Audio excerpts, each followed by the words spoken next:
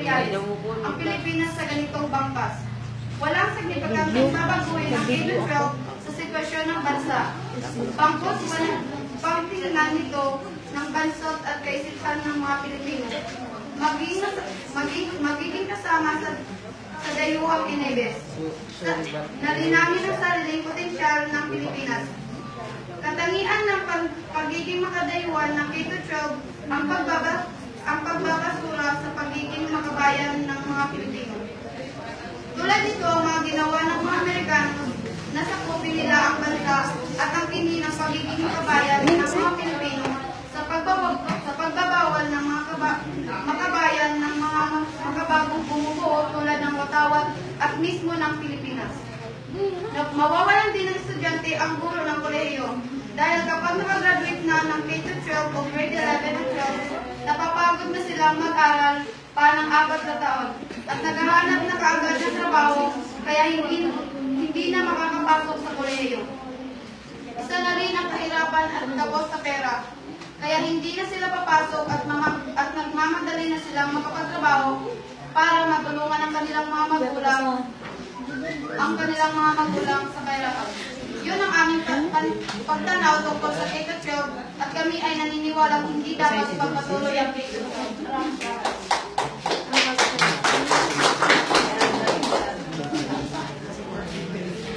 Ngayon, ang bawat panig ay maglalahad ng kami-kanilang rebuttal speech.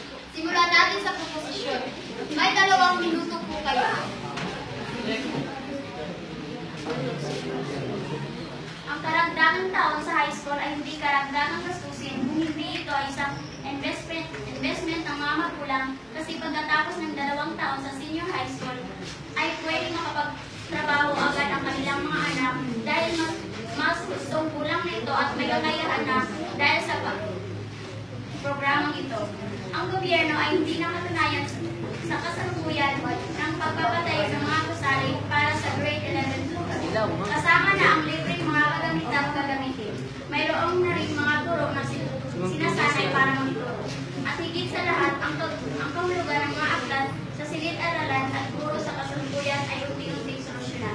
At mahahasa mo rin ang maraming kakayahan na wala ka pa ngayon. Pakinggan natin ang posisyon sa kanilang rebuttal. May 2 minuto po kayo.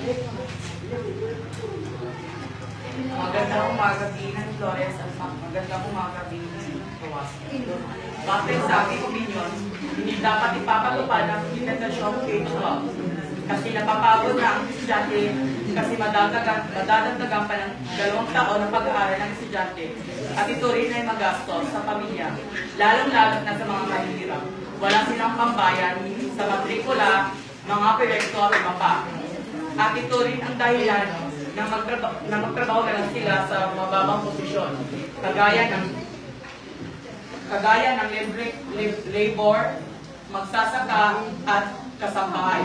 At ito rin ang magkukulit sa kanila na magawa ng maling trabaho, kagaya ng pamumuha ng gamit iba, sexual na pag-aabuso, pagpapalipit, at iba pa. Kasi napapagod na sila mag-aral, kaya gumagawa na sila ng ganito.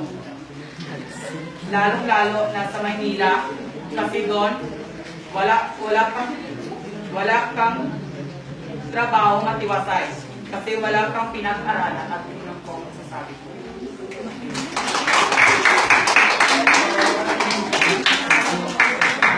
At ngayon, ang ating mga katanungan. Ang unang magtatanong ay ang proposisyon at sasagutin ito ng oposisyon. At bibigyan ng bawat sasagot ng isang minuto. Magandang umaga sa inyong lahat. Ito na po ang aking katanungan. Ano ang ibig sabihin ng globally competitive?